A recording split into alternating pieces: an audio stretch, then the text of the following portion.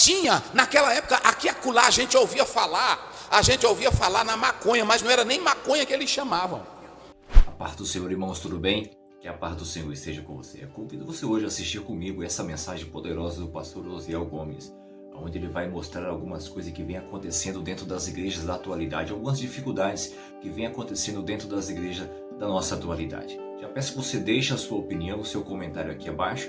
Também se inscreva no canal, compartilhe esse vídeo. Deus tem uma palavra para você. Vem comigo assistir esta mensagem poderosa. Isso é uma coisa aqui hoje, pastor Edgar, que antigamente, o senhor é pastor há quantos anos? Quantos anos? 40 anos, ele é pastor há 40 anos. Só que antigamente, cada era tem seu problema. Mas qual era o problema dele antigamente? Era batalhar contra o pecado. Era ir ao pecador e dizer, olha, Jesus quer te salvar. Pronto, tinha, naquela época, aqui e acolá, a gente ouvia falar na maconha, mas não era nem maconha que eles chamavam. Era, como era? Diamba. Era diamba, quase o nome de uma mulher, diamba, não é?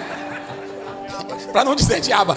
Olha, escute o que eu vou dizer aqui esta noite para vocês. Escutem bem. Só para vocês terem uma ideia, prefeito. O que eu estou dizendo aqui, pastores? É que naquela época a luta dele era uma luta com uma pessoa que não entendia o evangelho. Era uma luta com uma pessoa que não queria aceitar Cristo. Hoje, qual é o problema para nós, senhores pastores? Ouçam bem o que eu vou dizer aqui. A cultura de hoje é uma cultura infernal. A cultura de hoje é uma cultura diabólica. Vocês não imaginam o que eles ensinam hoje nas escolas com uma cultura que dizem que é cultura social. A cultura hoje ela é tão perigosa, ela é tão maléfica que ela está matando até a gramática portuguesa. Quando vocês estudam sobre todas essas questões, hoje ninguém sabe mais quem é quem. Hoje ninguém nasce mais homem nem nasce mulher. Hoje o mundo está assim, está tudo bagunçado, do jeito que o povo gosta e do jeito que o diabo manda. Hoje, antigamente você sabia quem era quem, você sabia o que era um menino, sabia o que era uma menina. Hoje não, está tudo bagunçado. E qual é o ensinamento? Não pregue contra isso, porque cada um tem que ser o que deseja ser.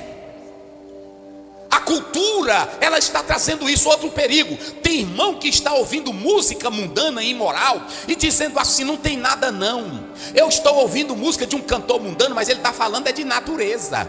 Ele está falando é da beleza de Deus. Raul Seixas falava também. Só que quando você olha para a história dele, morreu dentro do apartamento dele, cheio de droga, cheio de bebida, cheio de imoralidade. Lutero dizia que você tem que saber por onde é que a água está passando. Eu creio que você não quer que a água na sua casa chegue lá da caixa d'água. Se alguém disser assim, olha, morreu um rato podre lá dentro da caixa d'água, você vai beber a água?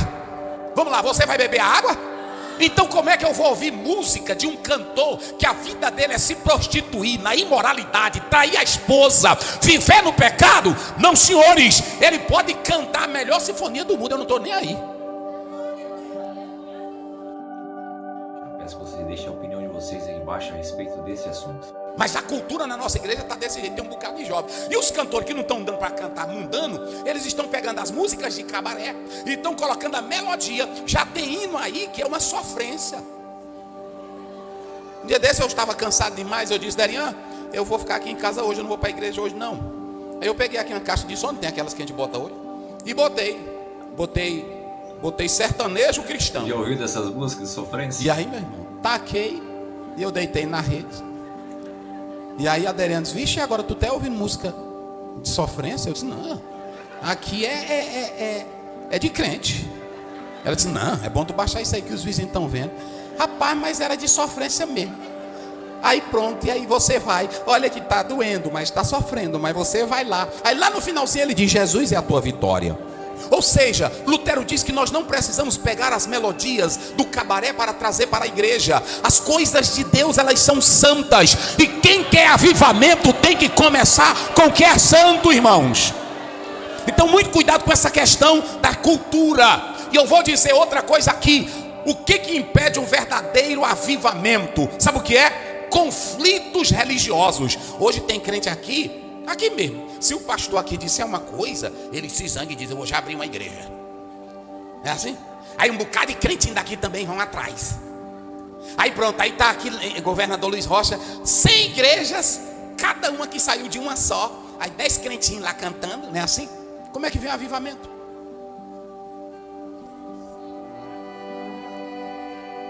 Antigamente o pastor, quando o membro errava, tinha a disciplina, tinha a sinceridade, ele cumpria ali, ele ficava para chorar nos pés de Jesus. Hoje não, se ele fizer uma coisa errada bem aqui, eu não concordo com isso, ele vai bem aqui na outra igreja, o outro pastor que quer membro, ele quer apenas quantidade, ele diz, eu oro aqui por ti. Não, eu estou separado da minha esposa, não importa, o que importa é que Jesus te ama. E ele ora lá e pronto. Nós estamos vivendo em uma época que nós temos que prestar atenção, meus irmãos. E é muito importante que vocês atentem para o que eu estou dizendo aqui, nessa oportunidade. Conflitos internos, também até entre nós estamos orando, mas nós pastores de vez em quando temos uma briguinha. Queremos a melhor cadeira, queremos a melhor posição, queremos o melhor destaque. Como é que virá avivamento? Deixa eu dizer uma coisa aqui para vocês. O apóstolo São Paulo, ele diz claramente à igreja de Corinto, 11:30, por causa disto, há muitos fracos e doentes, e outros que já até se acabaram. Mas vamos lá para a gente chegar agora aqui ao texto. Eu mostrei todos esses desafios. Esse é o tema do pastor. Então você agora já sabe quais são os desafios. E vê se você está dentro de cada um desse ou está fora. Agora vamos pegar uma igreja. Olhe para cá. Como é o nome da igreja que eu li aqui esta noite? O nome da igreja, quem se lembra? Vamos lá, bem simples o nome dela. É a última. Como é o nome dela? Laodiceia. Laodiceia. Ouçam bem. Qual é a primeira coisa que você vai analisar em Laodiceia? Laodiceia era uma cidade normal. Era uma cidade como a cidade de Governador Luiz Rocha, sem problema. Só que lá em Laodiceia tinha também uma igreja de Jesus Cristo. Segundo a história, essa igreja ela fora fundada por Epáfras. Paulo teve muito desejo de ir lá, mas não pôde. Ele escreveu uma carta para esta igreja, os laodicenses, e essa carta se perdeu. Não encontraram essa carta. Mas a primeira coisa que você vai analisar aqui é que essa cidade ela tinha 3 pontos importantes. Como ela era uma cidade que tinha muitos pontos importantes, ela se tornou um local de concentração de pessoas. E essa cidade, a cidade de Laodiceia, além de ter essa boa localização, ela era uma cidade muito rica. Ela trabalhava com o linho, trabalhava com a lã. Se você ver a história, ela faz isso. Ela tinha um tipo de tecido negro, que era uma lã, que era uma riqueza. Ela tinha uma pomada que era vendida lá, que era uma riqueza. Ela tinha um pó chamado pó frígio, que era uma bênção para as pessoas de lá. Tinha uma escola de medicina famosa. Se vocês atentarem para a história desta cidade, ela era uma cidade importante, ela era uma cidade rica. E tudo isso atraía pessoas para esta cidade. Só que essa cidade, se vocês analisarem, além dessa riqueza que a cidade dava, ela tinha uma condição maravilhosa. Qual era a condição? Ela dava bons empregos para os habitantes dela. Ela dava vida agradável aos habitantes dela. Ela tinha uma condição de dar orgulho para os moradores daquela cidade. Eu estava agora em um país e lá eu conversei com um brasileiro. Eu disse, por que você não quer mais voltar para o Brasil? Ele disse, pastor, o salário no Brasil é 1.300, não é isso? 1.300. Um salário lá vale 5.600 reais. O salário mínimo. Olha a dignidade. Um salário mínimo lá fora, nesse país, corresponde a 5.600 reais. Ele disse, olha pastor, aqui eu vivo bem, o filho dele anda de BMW. Coisa que no Brasil ele não vai acontecer nunca com ele. Então existem cidades que dão boas condições de vida. Por que os países da Europa, na maioria, não querem saber da fé? Não querem saber de Jesus? Porque lá a maioria vivem bem financeiramente.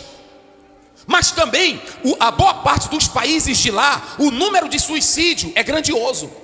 Porque não é só dinheiro, não é só título, não é boa fama, não é boa cidade que dá alegria. O que traz alegria para a cidade é a presença gloriosa de Jesus.